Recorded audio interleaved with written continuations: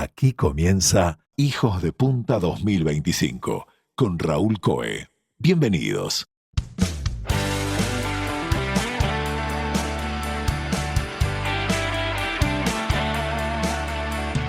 Amigas, amigos, muy buenas tardes para todos y bienvenidos a Hijos de Punta.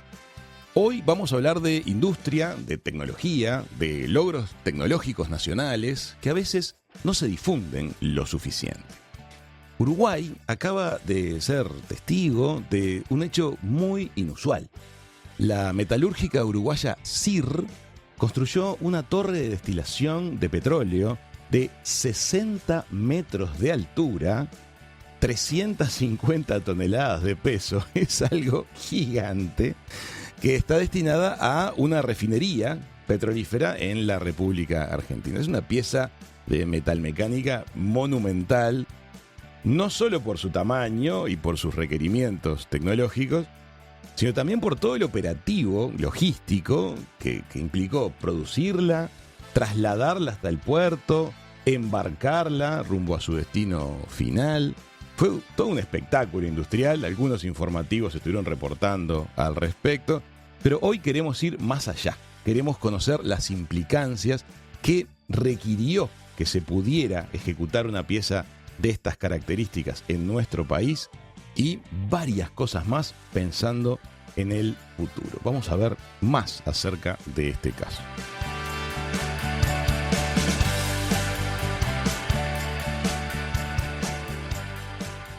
Hola Rodrigo, ¿cómo estás? ¿Qué tal, Raúl? Buenas tardes, un placer y muchas gracias por la invitación. Rodrigo es el ingeniero Rodrigo del Campo. Él es el gerente general de CIR, Industria y Energía, y queremos conversar con él para que nos cuente todo este hito para la empresa, para el sector metalúrgico uruguayo e incluso para la proyección de nuestro país en la región. Rodrigo, gracias por el ratito con nosotros. Es un gusto para mí. Contame un poco acerca de cuál es la historia y la trayectoria, primero, de CIR en el Uruguay. Quiero situar a la empresa. Bueno, es una historia larga, esa es la realidad. Es una historia que comienza por allá por el año 1932, con el ingeniero Rafael Mucio Fournier, que fue el fundador de la empresa, que además casualmente le pone a la empresa el nombre CIR, que va muy bien con lo que hoy, 93 años después, sigue haciendo la empresa, que significa construcción, industria y representaciones. Ajá. En aquel entonces, CIR empezó como un taller metalúrgico. En aquel entonces, por aquellos años, años de posguerra, había bastante faltante, digamos, de equipamiento, sobre todo en Europa, y comienza ahí tímidamente con la fabricación, digamos, y procesamiento del metal.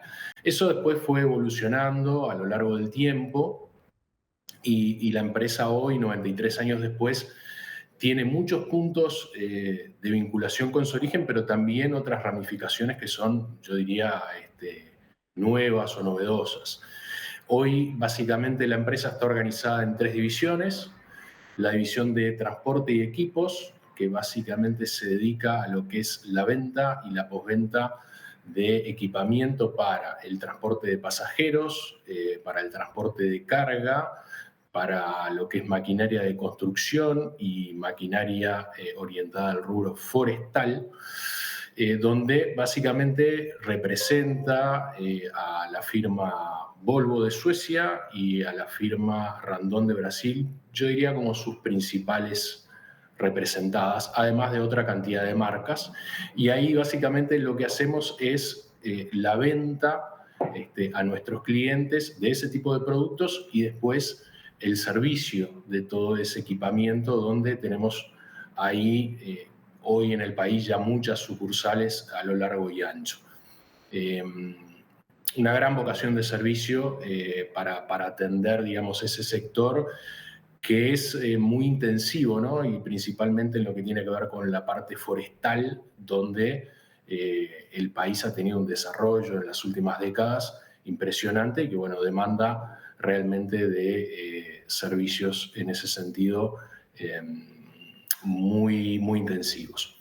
Después, por otra parte, tenemos la división Circalefacción, donde se brindan soluciones para lo que es la parte residencial, comercial y también industrial de acondicionamiento térmico. Ok.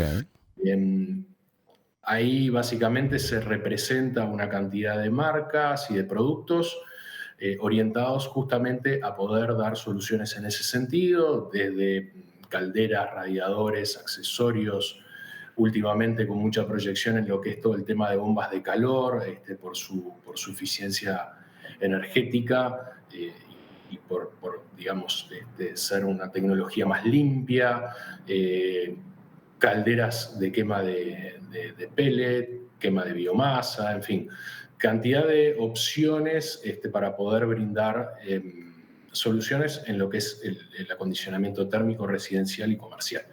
Y después, finalmente, la división en la cual a mí me toca participar más activamente, que es la de industria y energía, donde ahí básicamente tenemos el taller de fabricación metalúrgica, que es un taller de prácticamente 30.000 metros cuadrados cubiertos, en un predio de más de 5 hectáreas, que no tiene básicamente precedente, digamos, en el país, no tiene comparación.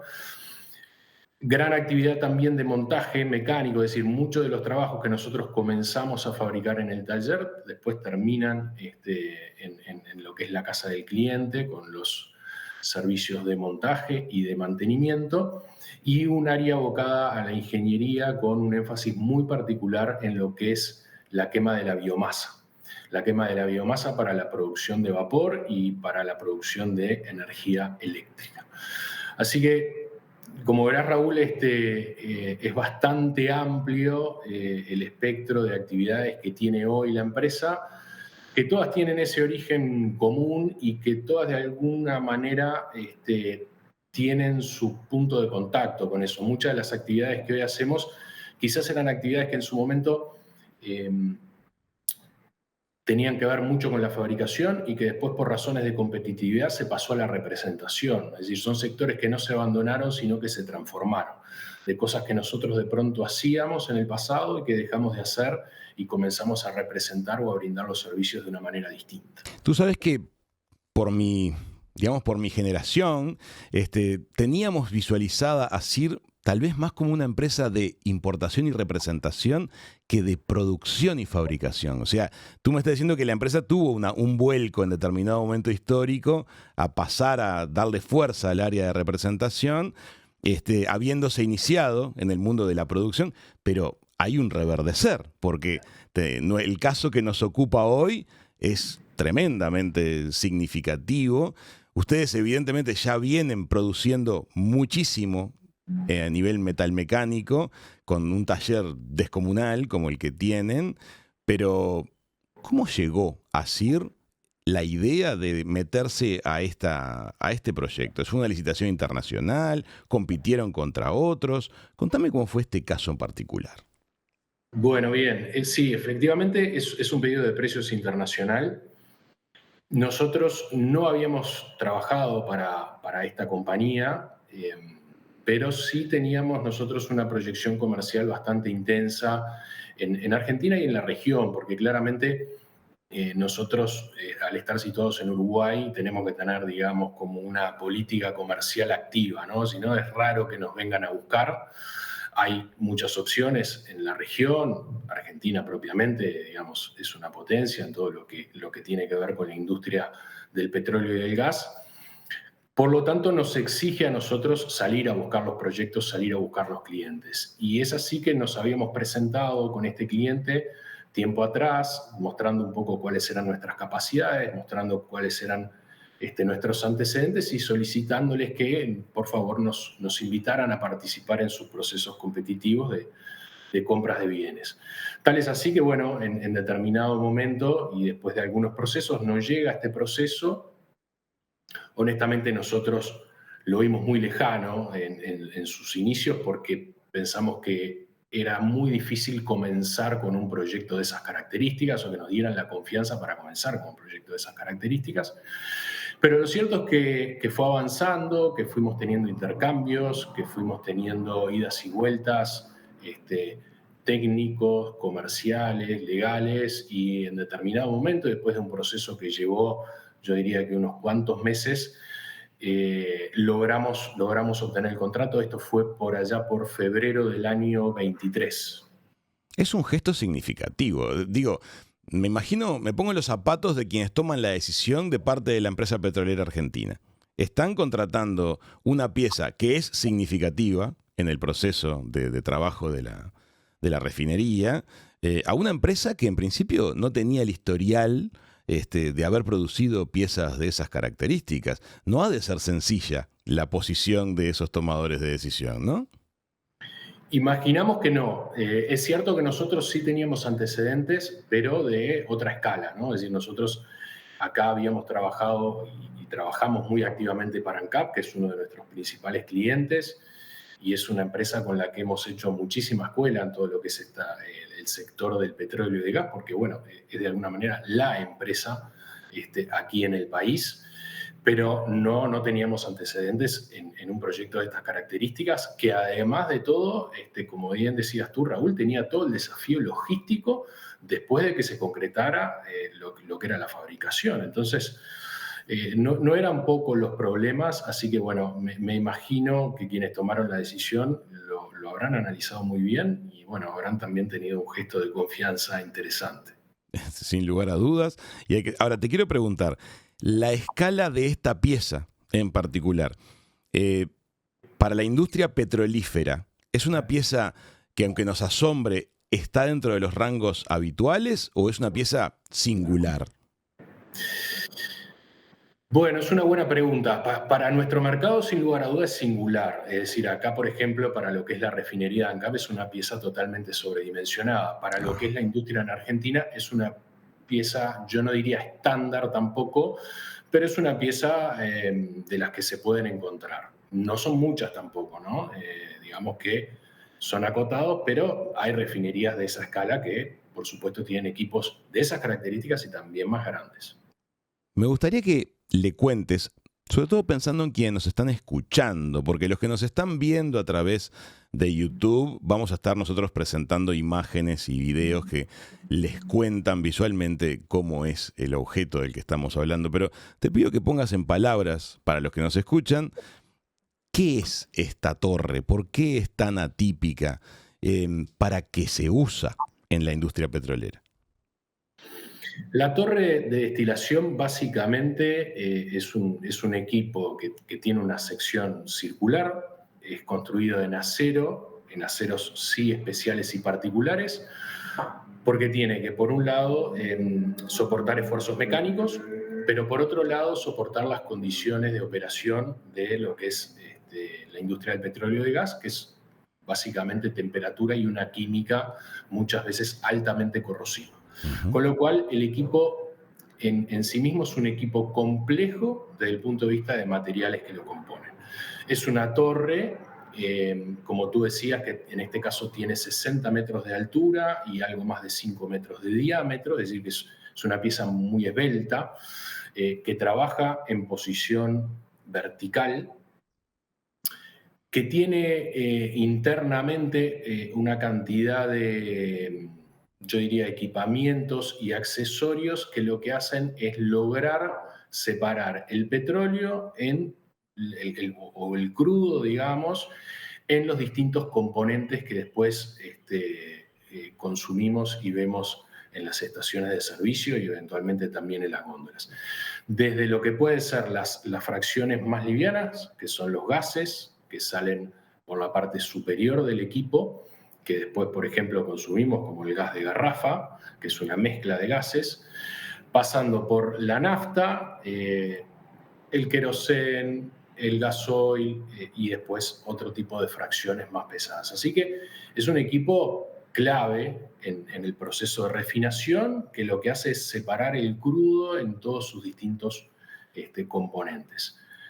Repito, es fabricado en aceros muy especiales, muy costosos, no se producen en la región, son aceros que se producen en algunas acerías en el mundo, en particular en Estados Unidos, en Europa y en Asia, y que tiene una tecnología de internos muy específica para poder separar y hacer condensar las distintas fracciones que tiene el petróleo.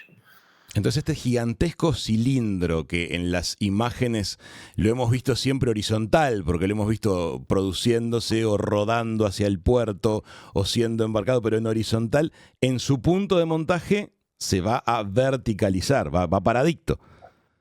Correcto, se va a verticalizar, el equipo tiene una cantidad de conexiones, algo así, yo no recuerdo exactamente, pero si no son 100, es más o menos 100 conexiones, de entre las que se encuentran conexiones grandes, llamadas paso de hombre, para poder acceder al interior del equipo, poder hacer mantenimientos, poder cambiar piezas y demás, pasando por conexiones por donde sale propiamente los distintos componentes que hoy mencionaba, conexiones de instrumentación para ver cómo es la operación, para entender en cada punto cómo es la presión, cómo es la temperatura, tener los registros adecuados y demás.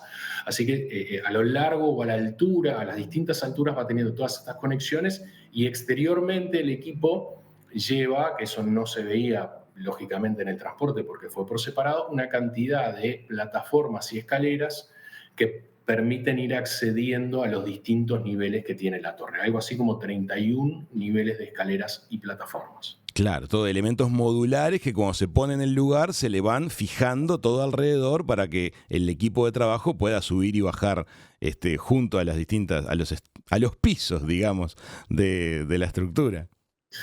Exactamente, tal cual lo decís, Raúl, son piezas, digamos, que se van ensamblando, son piezas abulonadas que se van de alguna manera colocando en el exterior de los equipos para permitir el correcto acceso y el pasaje de todas las cañerías, ¿no? Porque este equipo después va conectado a todo el resto de la planta con innumerable cantidad de cañerías.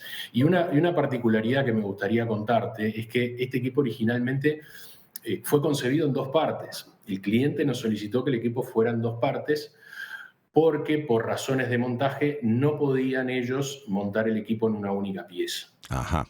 Es decir, tenían una zona desde la que podían acceder y posicionar las grúas que no le permitía levantar la carga completa y necesitaban hacer este montaje en dos piezas.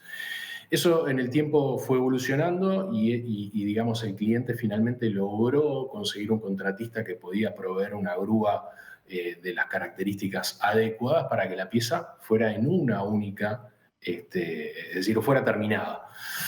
Con lo cual el proyecto a mitad de camino cambió y pasó de ser de dos piezas a ser una y además empezó a crecer en tamaño porque se dieron, digamos, algunos agregados y algunos requisitos posteriores solicitados por el cliente que hicieron que el equipo creciera, con lo cual cada vez más el volumen y el peso del equipo nos iba desafiando en todos los sentidos, desde lo que era la fabricación y también la logística, porque el equipo se iba complejizando. Claro.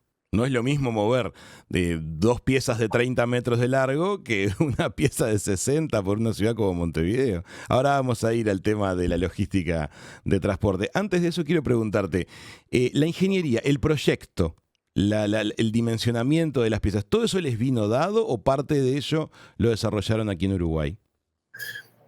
El cliente lo que proporciona normalmente es una ingeniería básica, donde yo diría que en grandes términos o en grandes líneas las dimensiones del equipo y la especificación de ciertos materiales están dados. Después a nosotros nos toca hacer todo lo que es la ingeniería de detalle, que es ir en profundidad a desarrollar la ingeniería punto a punto para, bueno, por supuesto, calcular los espesores de los materiales que son necesarios, calcular cada una de las soldaduras, hacer todos los análisis de resistencia, estudiar el equipo en todos los escenarios de operación, porque el equipo puede estar funcionando lleno, con presión, puede estar funcionando en condiciones de vacío, puede estar funcionando con viento, puede estar funcionando sin viento. Es decir, cantidad de escenarios de combinaciones, de cargas y demás que se tienen que simular para estar seguro de que el equipo está siendo dimensionado por la peor condición. Eso se desarrolló aquí en conjunto también con una empresa argentina que nos dio mucho soporte en la etapa de ingeniería, que tiene muy buen conocimiento de nuestro cliente. Qué bueno. Y ustedes entonces ahora han adquirido además un know-how que empieza a ser ya específico para el tema petrolero, con las exigencias que el mercado argentino puede llegar a tener. Me imagino también ese puente intelectual con la empresa de ingeniería argentina es algo que nutre también al equipo de trabajo nacional. O sea que no solo quedan aprendizajes para la empresa, sino también para todo el equipo de trabajo involucrado. Ni que hablar, y además quedan los puentes tendidos para poder colaborar en otro tipo de trabajos, porque yo creo que en esto y en el mundo que nos toca, la colaboración entre empresas es fundamental. Es decir, el mundo se va complejizando y poder desarrollar todo de punta a punta es complejo. Y hay que poner foco muchas veces en lo que uno sabe y apoyarse en donde uno puede estar falto de conocimiento o falto de práctica, ¿no? Así que yo creo que acá quedaron muy buenos lazos tendidos en todo sentido. Mencionaste que los materiales no se producen en la región, hay que traerlos de otros lugares. Ustedes en particular para este proyecto, ¿de dónde importaron vuestros materiales? ¿Qué materiales tuvieron que traer? Bueno, en este caso yo diría que el 95% de los materiales vinieron de Europa, en particular muchos materiales de Austria y de Alemania. Esto yo hoy te decía, Raúl, es un material especial porque es un material que es acero, pero en su exterior, digamos, es acero de carbono para dar resistencia mecánica, es decir, es la parte de músculo, digamos, y en el interior son componentes aliados que tienen mucha mejor performance en temperatura y en corrosión. Ajá. Entonces, todo el material hacerlo de esa aleación sería costosísimo y quizás sería muy difícil tener la resistencia mecánica adecuada. Entonces, se desarrollan estos materiales que se fabrican por dos procesos. Uno puede ser por laminación, se laminan juntos los materiales por presión, o por explosión. Y se logra básicamente como tener un sándwich de material donde es mayoritariamente acero al carbono para resistencia mecánica y una aleación, o en este caso eran dos aleaciones, para tener mejor resistencia química y de temperatura. ¿Herramientas para este proyecto fue necesario contratar, maquinarias especiales? No sé si se compran, si se alquilan, o si ustedes ya tenían todo lo que se necesitaba. Por suerte teníamos mucho, pero tuvimos que incorporar también maquinaria. Acá yo diría que la logística dentro del taller era un tema muy preocupante por el volumen y por el peso.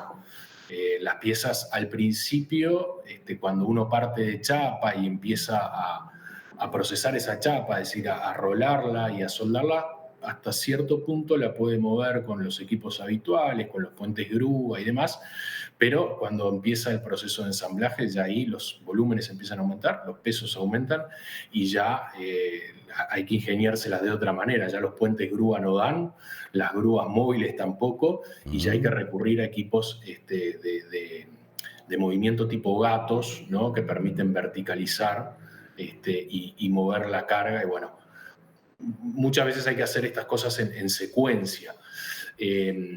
Es decir, cada movimiento de estos a veces lleva varios días por todas las implicancias que tiene. Lo que sí incorporamos fue equipos de soldadura muy específicos, de un proceso que se conoce como arco sumergido, que es un proceso que permite tener altas tasas de deposición, es decir, permite soldar espesores muy gruesos. Ajá. Que de manera manual, digamos, con lo que uno típicamente ve como los electrodos, llevaría mucho trabajo. Bueno, el arco sumergido es un proceso mecanizado que permite mucha productividad y baja tasa de fallos. Y a su vez también incorporamos una cantidad de giradores que básicamente son, para imaginarlo, son como bastidores que tienen ruedas que lo que permiten es, cuando el equipo está en posición horizontal, hacerlo girar. Claro, sobre sí mismo. Sobre sí mismo, exactamente, sobre su eje. Para irnos mostrando las distintas caras e irles pudiendo hacer los distintos trabajos que van siendo requeridos. Me imagino que además todo esto que se va ejecutando a medida que se construye este gigantesco artefacto tiene que ir siendo comprobado para que las soldaduras quedaron bien, que no hay fisuras, que no hay fallas. Esto va a tener que atravesar estándares internacionales muy complejos. ¿Cómo se trabaja? ¿Hay como escáneres? ¿Cómo hacen para detectar lo que está pasando a nivel profundo en los metales? Bueno, muy, muy interesante la pregunta. Efectivamente, el equipo el cliente nos pidió que fuera certificado bajo código ASME. El código ASME es básicamente de la Sociedad Americana de Ingenieros Mecánicos. Uh-huh. Nosotros estamos certificados para producir equipos bajo esta norma desde el año 1999 y lo hemos mantenido de manera ininterrumpida, tanto para equipos de presión, como es este caso, como para generadores de vapor. Ahí interviene, digamos, una agencia de inspección durante todo el proceso que valida desde los cálculos de ingeniería hasta los materiales, los certificados de los materiales, los consumibles que se usan de soldadura, los procedimientos de soldadura, la calificación de los soldadores y pasando, por ejemplo, por lo que tú comentabas de la sanidad de cada una de las soldaduras que se hacen. Este equipo particularmente pedía que todas las soldaduras fueran radiografiadas, es decir, el 100% de las soldaduras tenían que ser radiografiadas o también por técnica de gammagrafía, ¿no? Es decir, puede ser rayos o puede ser la técnica de gamma. ¿Qué son herramientas portátiles que se van, digamos, frotando contra las soldaduras y el aparato te va diciendo si está bien, si quedó consistente? ¿Cómo funciona eso? Bueno, no, en el caso de los rayos X, básicamente es como un tubo emisor de rayos donde se colocan, de un lado se coloca el tubo, del otro lado se colocan las placas, y se hacen los disparos correspondientes, como si fuesen las placas, digamos, que le hacen a las personas, ¿no? Sí, sí. Para después, bueno, analizar las placas en laboratorio, es decir, revelarlas e informarlas, mirarlas e informarlas para ver si la soldadura es sana. En placas que tienen además 30 centímetros de longitud, imagínense en el desarrollo de todo este equipo, las cantidades de cientos y cientos de placas, ¿no? Entonces, por favor, son miles de horas dedicadas a la verificación. Sí, que además hay que coordinarlo muy bien porque cuando se sacan placas no se puede estar trabajando por el tema de las irradiaciones, ¿no? Entonces hay que coordinar muy bien el plaqueado del equipo con el trabajo. Nosotros usamos la técnica de rayos y la técnica de gamma, que la técnica de gamma es una pastilla de un material radiactivo, radiante, que permite, bueno, justamente cumplir lo mismo que hacen los rayos, pero bueno, a través de la gammagrafía. ¿Cuántos meses en total ha requerido la producción de esta pieza desde que les dieron la luz verde y les dijeron arrancamos, esto va en 2 piezas? Y después les dirían, va de una pieza sola, pero ¿cuánto tiempo pasó? Bueno, como te comentaba, el contrato se firmó por allá por febrero del año 23. Nosotros tuvimos unos 10 meses de desarrollo de ingeniería y compra de materiales. El proceso de compra de materiales fue un proceso bastante intensivo que demandó muchísimo trabajo del equipo de compras, al igual que el proceso de ingeniería, que además, lógicamente, no terminó a los 10 meses, ¿no? Es decir, el proceso de ingeniería tiene como un corte ahí donde comienza la fabricación, pero después convive y va en paralelo con la fabricación hasta el final. Sobre todo, además, porque se van haciendo modificaciones, cambios y una cantidad de cosas que requieren nuevas verificaciones. Y después el proceso de fabricación llevó, yo diría, unos 18 meses aproximadamente. ¿Y eso para los estándares internacionales de producción de este tipo de piezas es un buen tiempo? ¿Ustedes se quedaron contentos con ese numerito? Es un buen tiempo, sí, es un tiempo razonable para el proyecto. Incluso el equipo nosotros lo disponibilizamos antes para el cliente, se terminó transportando recientemente, pero estuvo pronto en nuestro taller tiempo antes, así que yo creo que cumplimos con muy buenos tiempos. Por supuesto se pueden mejorar, pero son tiempos adecuados para este nivel de proyectos. Te propongo que hagamos una pequeñísima pausa y en la segunda parte quiero que nos focalicemos sobre el operativo de llegar con esa pieza al puerto de Montevideo. ¿Te parece? ¿Cómo no? Amigas, amigos, ya venimos con más de Hijos de Punta.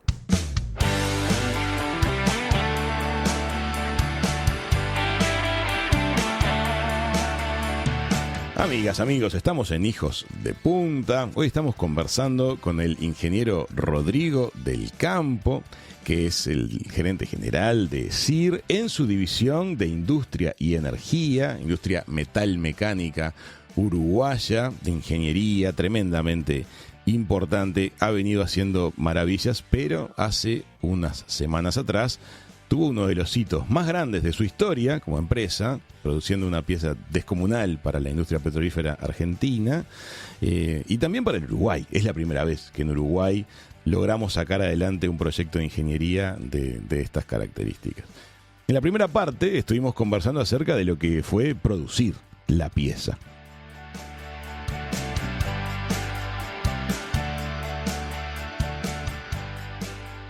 Rodrigo, vuelvo a ti. Hay un momento en el cual suenan los violines en la interna de la empresa, el objeto está pronto, pero está en el galpón gigantesco de vuestra planta. ¿A dónde tenía que ir a enviarse? Bueno, el equipo tenía que llegar a la zona de Campana. Así que, bueno, tenía un transporte multimodal previsto desde el primer momento, una parte en transporte terrestre, otra parte de transporte fluvial y luego otro transporte terrestre. Y eso implica que entonces una pieza de 60 metros de largo, 350 toneladas de peso, iba a tener que salir de vuestro galpón y primero llegar al puerto de Montevideo. Contame, esas piezas para transportar, esas especies de chatas con ruedas sobre la cual montaron el objeto, ¿ya existen o las produjeron para este caso ustedes? Bueno, una aclaración muy importante porque estrictamente el transporte, desde el punto de vista contractual, no nos correspondía a nosotros. A ver. Nuestra responsabilidad inicial iba por la fabricación del bien y la puesta sobre camión. Ok. El cliente decidió licitar después por separado lo que era el transporte y el montaje del equipo en la planta. Así que estrictamente esto corresponde a otra empresa. De hecho lo ganó, si no estoy mal informado, un consorcio argentino de 2 empresas que a su vez contrató aquí a una empresa muy conocida, que es el Grupo Fernández, para hacer el transporte desde nuestra planta hasta el puerto de Montevideo. De todas maneras, si bien desde el punto de vista contractual no nos cabía esa responsabilidad, estábamos en un contrato donde de alguna manera nuestra responsabilidad terminaba con la nacionalización del equipo, la nacionalización en Argentina, con lo cual, si bien el transporte estrictamente no lo teníamos que ejecutar nosotros, nuestra responsabilidad iba a terminar cuando el bien estuviese nacionalizado. Y no solo eso, Rodrigo, era vuestro bebé, hace 18 meses que lo están cultivando y van a estar junto a él hasta que llegara a destino, me imagino. Exactamente, exactamente. Así que bueno, y además con esta empresa uruguaya tenemos un historial de trabajo muy importante, así que hemos ya movido muchísimas cargas, ellos han movido muchísimas cargas de nuestro taller, nos conocemos muy bien, es un transportista al que le tenemos muchísima confianza y con el que trabajamos de una manera muy coordinada. Esto comenzó primero con los estudios de ruta para entender, bueno, esto tiene que ir al puerto de Montevideo, muy bien. ¿Por qué rutas puede ir? Y ese estudio también se suele encargar a una empresa local de aquí, una empresa muy importante que es CSI Ingenieros, que ellos suelen resolver muy bien este tipo de aspectos. Es decir, bueno, hay que llevar esta carga del punto A al punto B. ¿Qué opciones hay? Bueno, la realidad es que este equipo, una vez que ya no era en 2 partes, sino que era un único equipo, y que además empezó a crecer en volumen y en peso, porque el cliente, en la medida que vio que el equipo podía ser montado en una única pieza, vio que en ese sentido había un gran beneficio, con lo cual todo lo que se pudiera colocar y montar de antemano en proceso de fabricación era bienvenido, porque iba a evitar una etapa de montaje posterior. Así que el cliente en ese sentido forzó mucho la máquina hasta donde podía. Y nosotros de alguna manera, bueno, íbamos aceptando esos encargos y tratando de que el equipo llegara de la mejor forma a su destino. Lo cierto es que el proceso de estudio de ruta llevó bastante estudio. La realidad es que no había muchas rutas. porque se empezaron a descartar varias opciones de cómo podía ir el equipo por distintos motivos, ¿no? Porque esto, obviamente, equipos de este volumen y peso tienen incidencia sobre los pavimentos, sobre los cordones, rotondas, radio de giro, cartelerías, semáforos, puentes. Es decir, Vegetación, me imagino, árboles. exactamente. Es decir, hay una cantidad de aspectos a resolver, a salvar, y algunos que no se pueden salvar. Entonces, en definitiva, esto terminó teniendo esencialmente una única ruta, que implicaba, por ejemplo, sí, la poda de cientos de árboles, la modificación de algunas rotondas para poder hacer los giros, ir digamos, en mano cambiada, contramano en algunos sectores. Por supuesto, todo esto con una enorme custodia y una enorme coordinación de la Intendencia de Montevideo y del Ministerio de Transporte, que son quienes otorgan los permisos para poder circular en una determinada hora y a partir de una determinada hora y de un determinado lugar, y siguiendo un protocolo muy estricto, ¿no? Y todo lo que se rompió, ustedes atrás arreglándolo, además a costo de ustedes. Bueno, exactamente. Esta empresa que te comentaba, que fue contratada para ese propósito, tenía que hacer primero las obras de modificación y después las obras, por supuesto, de reparación para subsanar cualquier eventual daño que pudiera producirse digamos, en la infraestructura pública o privada. Claro, además estamos hablando de un caso particular, una pieza singular que se construía por primera vez en el país con destino a su exportación. Un país que, evidentemente, nosotros no tenemos una ruta o un viaducto que comunique una región de industrias metalmecánicas con un puerto, que ya esté previsto todo esto. Teníamos que cruzar barrios. Y la situación en muchos casos generó imágenes muy pintorescas. Y me imagino que algunas anécdotas cómicas también. ¿Te viene alguna a la cabeza? Bueno, la verdad que yo diría que fue un momento de bastante adrenalina, porque esto estaba programado para comenzar en las 0 horas de la madrugada de un sábado. Ese era el momento en el cual se iniciaba el traslado y salía desde nuestra planta. Por supuesto, yo ese momento no me lo quería perder, así que fui a la planta algunas horas antes y bueno, ver en ese momento lo que era todo el despliegue te daba la pauta de que sí, de que estabas ante algo importante. Es decir, yo no me acuerdo, no sé el detalle, pero cantidad de motos de la Intendencia de la parte de tránsito, más de 20. Claro. Que iban acompañando la carga, que iban haciendo los cortes que se debían hacer más adelante, recomponiendo el tránsito atrás, personal de UTE cortando líneas o levantando cables, remoción de cartelería, semáforos que quedaban fuera de funcionamiento por algunas horas. En fin, yo diría que hay bastantes anécdotas, quizás la que más estrés nos originó fue la pesada que había que hacer de la carga previo a pasar por el puente, digamos, cuando uno circula por Boulevard Artigas hacia los accesos, llega un momento que, pasando Uruguayana y yendo como hacia Capurro, la ruta levanta y por debajo pasa las vías ferroviarias del tren que hoy lleva carga para la planta de UPM. De acuerdo a lo que nos había informado el Ministerio, ese puente iba a estar, digamos, estresado de una manera importante con esa carga, porque en algún determinado momento todas las ruedas del transporte iban a estar sobre el puente y iban a estar haciendo la descarga total. Estamos hablando de que el transporte tenía algo así como 30 ejes, cada eje con unas 8 ruedas aproximadamente, ¿no? Más o menos 240 cubiertas, como para tener una referencia.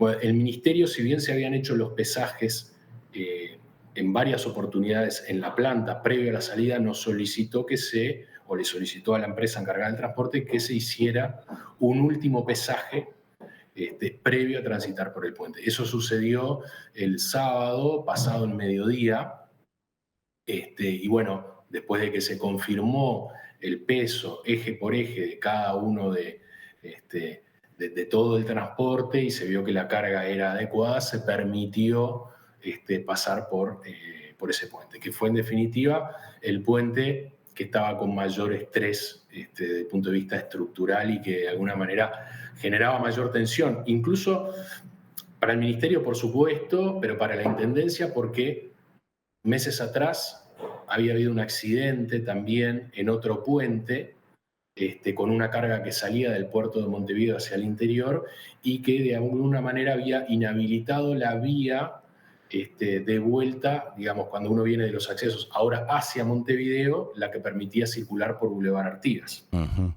Solamente quedaba el tránsito por la Rambla Portuaria. Entonces, si a su vez nosotros llegábamos a generar, digamos, algún inconveniente adicional, el tránsito iba a quedar en una condición muy desfavorable hasta que las situaciones pudieran subsanarse. Así que ese punto yo diría que fue el de mayor estrés durante el traslado. Cuando sucedió el transporte, yo, siguiéndolo a través de transmisión televisiva, vi algunos testimonios de vecinos que realmente me hicieron reír muchísimo. La interpretación que algunas de las señoras y señores que lo iban viendo pasar hacían era realmente hilarante y muy, muy querible, tremendamente uruguayo. Y les quería preguntar algo relativo a mirar el futuro. Me imagino que esto para ustedes en la empresa es tal vez un puntapié inicial. Me imagino que es algo que ilusiona mucho. También pregunto, ¿la empresa quedó muy satisfecha con lo que recibió? ¿Es lo que esperaba? ¿Hubo felicitaciones? Contame eso. Nosotros quedamos muy conformes con este contrato. La verdad es que tuvimos un excelente trato con el cliente y, por supuesto, los desafíos fueron innumerables, pero el desarrollo del proyecto fue muy positivo. Es decir, transitó por buenas aguas y bueno, literalmente llegamos a buen puerto. Así que nosotros realmente quedamos muy conformes. El proyecto era muy desafiante y claramente nos da un antecedente para proyectarnos en la región que, bueno, ya sienta la base de discusión para otro tipo de proyectos. Es decir, uno ahora cuando se presenta a un cliente va con cierto tipo de antecedentes que lo posicionan de manera, yo diría, de empresa muy seria. Distinto es decir, yo puedo hacerlo a yo lo hice. Totalmente, totalmente. Digamos, el antecedente cambia las reglas de juego. Y nosotros, como repasábamos un poco antes, estamos en un país pequeño, con una economía doméstica bastante reducida, 3 millones y poco de habitantes, con una demografía que no crece, con lo cual necesitamos claramente de poder penetrar la industria de la región. Aquí en Uruguay, lamentablemente, la industria es escasa y necesitamos clientes en el exterior, así que estos proyectos realmente nos dan esos pergaminos como para poder ir a buscarlos. ¿Hubo satisfacción del cliente? Sí, el cliente quedó conforme, tuvimos un trato y una cercanía con ellos que creo que valoraron mucho. Nosotros estábamos en permanente contacto, ellos eran recibidos en nuestro taller, de hecho tenían un inspector prácticamente permanente que los tenía informado de todo lo que pasaba.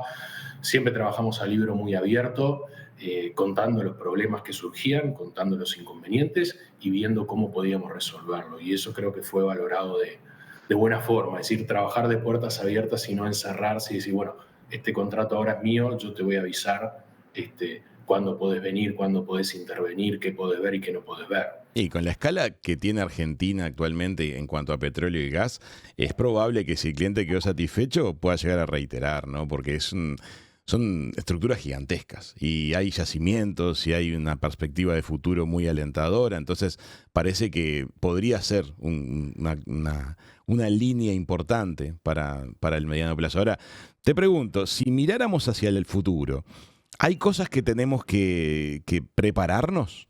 Por ejemplo, este operativo complejo de transporte, ¿habría alguna manera de simplificarlo a futuro? ¿Prever cosas para que no todo requiera un desmonte ocasional, puntual? Es una buena pregunta y yo diría que es difícil que eso suceda. Hoy tenemos una infraestructura que ya está dada y quizás pensar en algo de ese estilo implicaría cambiar infraestructura o cambiar directamente la locación de una fábrica, por ejemplo, Ajá. para tener una mayor cercanía al puerto o pensar en infraestructuras que permitan un acceso más directo. Eso yo lo veo difícil. Vemos que incluso dentro de Montevideo el tránsito en los últimos años se ha complejizado mucho y bueno, se habla de mucho de proyectos, ¿no? De por dónde deberían ir las iniciativas del transporte de pasajeros para que el sistema no colapse en los próximos años, donde viene ingresando mucho vehículo nuevo año tras año. En este tipo de cargas es difícil pensarlo, por lo menos en la zona más metropolitana. Fuera de ello, bueno, el Uruguay está todo por hacerse, así que ahí sí me parece que hay oportunidades y posibilidades de prever infraestructuras que permitan logísticas eficientes. Voy a ir por un momento a lo emotivo. Eh, el equipo de trabajo, me imagino, tiene una cotidianeidad. Van sacando adelante la producción, después van poniendo sobre ruedas a este objeto y empieza a rodar. ¿Hubo momentos de cierta emoción para vos, para otros miembros del equipo, para gente de la empresa? Sí, pero la emoción se reservó un poco hacia el final. Lo cierto es que en esto muchas veces hay cierta emoción en el momento de uno es adjudicatario del contrato y eso enseguida termina y pasa a los nervios, ¿no? Porque la primera pregunta que uno se hace cuando la adjudican es ¿dónde me equivoqué?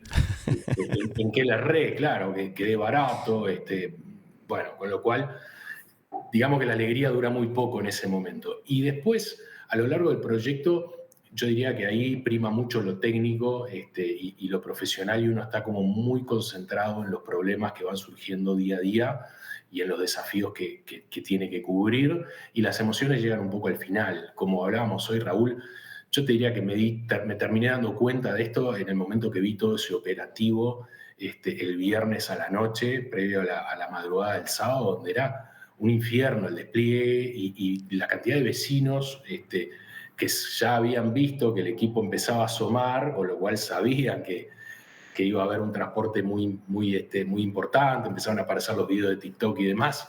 Entonces, ahí empezó a aflorar la emoción de estar con un equipo de estas características. Te diría que hasta antes de eso primaba mucho lo técnico y la preocupación día a día de resolver los problemas que iban surgiendo.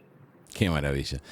Rodrigo, qué importante esto para Uruguay, ¿no? Me imagino que esto además capacita a todos los niveles, al equipo de ingeniería, a los soldadores, a todo el equipo metalmecánico de la empresa, más toda la logística de transporte, ilusiona. La verdad que nos hizo muy felices ver que se había llegado a puerto con este encargo y me alegra que me digas que el cliente además quedó conforme y que las puertas siguen abiertas. Importante para Uruguay, ¿verdad? Sin duda, yo creo que es importante para Uruguay, es importante, digamos, cómo es visto externamente, pero además a la interna, ¿no? Es decir, por todo esto que se habla muchas veces de la soberanía energética o, digamos, temas vinculados a eso, claramente se necesitan industrias de este tipo, ¿no? Es decir, porque nosotros no podemos depender plenamente de lo que se pueda elaborar afuera. Digo, mañana hay un problema con la refinería y nosotros tenemos que estar en condiciones de poder atender esos problemas. De industrias que normalmente no están parando, sino que tienen una producción continua y que, bueno, hay que poder tener las capacidades para atenderlas. Y eso es importante. Y me parece que a veces esas cosas se ven cuando se pierden, ¿no? Es decir, cuando uno las deja de tener, se empieza a dar cuenta de decir, bueno, esta capacidad ya no la tenemos más y qué expuestos que podemos quedar. Entonces, yo pienso que es importante, por esos dos motivos que te decía. Internamente, por esos temas de, no sé si bien llamado soberanía, ¿no? Pero poder atender los problemas que el país necesita que se atiendan, y para el exterior, para poder posicionarse bien y posicionar a Uruguay como un país serio que puede producir cosas. Y con lo difícil que nos resulta además industrializar nuestro propio territorio y desarrollar proyectos de escala, tener puertas abiertas para poder mover a toda la industria metalmecánica, eléctrica y todas las industrias aparejadas para producir piezas que se exportan, es una ventana que siempre estará abierta, y eso es muy positivo. Sin duda, sin duda. Rodrigo, ¿cómo es la composición de edades de ustedes en CIR? Bueno, es una empresa que tiene una bajísima rotación. Realmente en lo que es la parte de industria de energía, yo hace 21 años que estoy en la empresa, pero hay personas que me superan ampliamente, que ya llevan 30 o más. Operarios que, bueno, prácticamente se iniciaron allá en la planta y hoy siguen, y hay personas que han cumplido 40 años en la empresa. Así que es una empresa que en general, yo diría que la mayor parte de su gente tiene varios años, y el promedio, digamos, de años en la empresa es altísimo para lo que es el mercado. Para muchas de esas personas, este proyecto en particular debe haber sido un broche de oro en sus carreras, ¿no?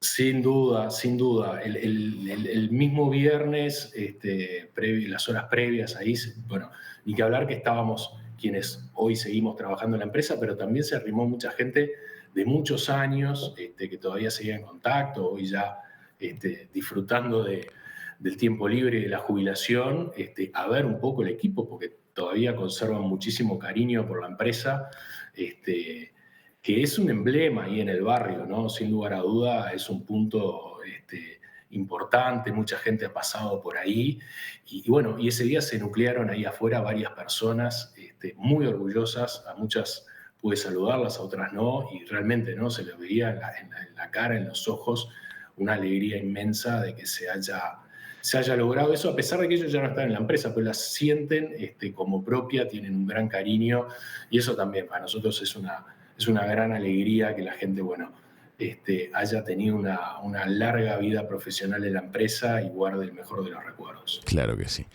Rodrigo, te quiero agradecer mucho el rato que nos dedicaste hoy a contarnos todo esto que ustedes vivieron en los últimos meses, a felicitarlos y desearles que sea el primero de muchos de proyectos de este tipo. Raúl, el placer es mío. Muchísimas gracias por la invitación, muchísimas gracias por el espacio.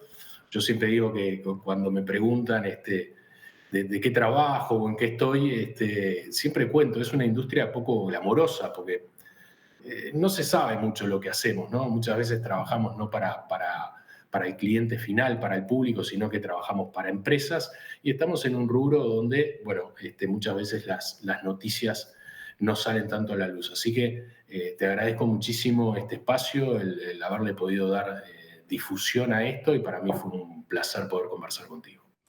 Amigas, amigos, el ingeniero Rodrigo del Campo, el gerente general de CIR, Industria y Energía, ha pasado por la mesa de Hijos de Punta, dejándonos un sabor muy agradable en cuanto a lo que se viene haciendo y lo que se puede llegar a hacer aquí en nuestro querido Uruguay. Por hoy vamos hasta acá. Hasta la próxima. Chau, chau.